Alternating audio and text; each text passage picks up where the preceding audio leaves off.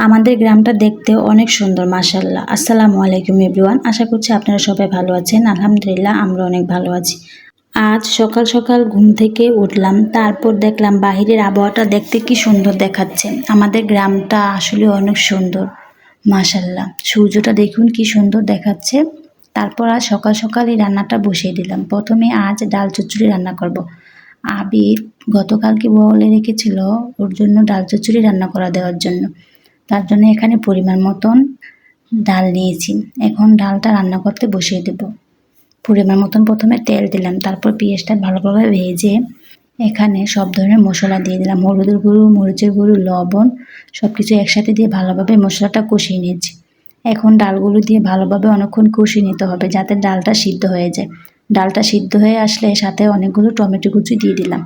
এখন পরিমাণ মতন কিছু পানি দিলাম। পানিটা ভালোভাবে জাল করে আসার পর শেষে অনেকগুলো কাঁচামরিচ এবং ধনিয়া পাতা দিয়ে ডাল চচ্চড়িটা নামিয়ে নিলাম। আবির আর তাসপিল ডাল চচ্চড়িটা খেতে অনেক পছন্দ করে। এর পাশাপাশি আজ উস্তে ভাজি করব, তার জন্য এখানে পরিমাণ মতন তেল দিলাম। পেঁয়াজটা ভালোভাবে ভেজে নিলাম, তারপর উস্তা ভাজিটা দিয়ে দিলাম। ভালোভাবে উস্তা ভাজিটা রান্না করে নিয়ে শেষে নামিয়ে নেব। উস্তা ভাজিটা দেখুন দেখতে কি সুন্দর দেখাচ্ছে। আর আমার বাবা উস্তা ভাজি খেতে অনেক পছন্দ করে।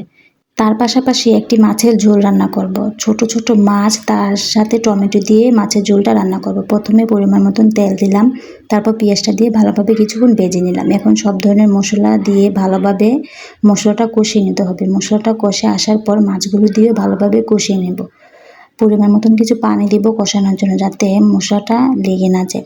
মাছগুলো ভালোভাবে কষে আসার পর মাছগুলো আমি এক সাইড করে নামিয়ে রেখে দিলাম।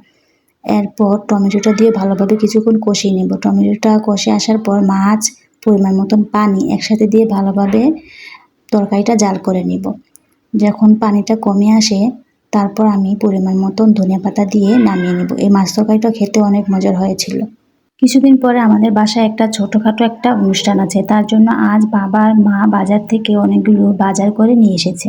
তার সাথে কিছু জামা কাপড় এবং তরকারি, পেঁয়াজ, তেল সব ধরনের মশলা কেনাকাটা করে বিকেলে বাসায় নিয়ে এসেছে। বিকেলে সবাই বলতেছিল নুডলস রান্না করার জন্য, তার জন্য আমি এখানে সব কিছু কাটাকাটি করে নিলাম। এখানে পেঁয়াজ, কাঁচামরিচ, টমেটো, ধনিয়া পাতা, গাজর সব কিছু একসাথে ভালোভাবে কেটে রেখে দিলাম। তারপর নুডলসটা রান্না করতে বসিয়ে দিল। এখানে প্রথমে ভালোভাবে পেঁয়াজটা ভেজে নিয়েছে, তারপর ডিমটা ভেজে এক সাইড করে নামিয়ে রেখেছে।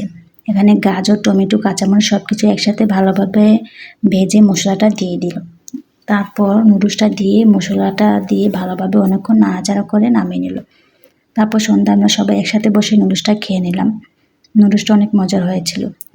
ভিডিওটি ভালো লাগলে লাইক, ফলো, সাবস্ক্রাইব করে তানজিন আক্তার ব্লগের সাথেই থাকবেন। Thank you.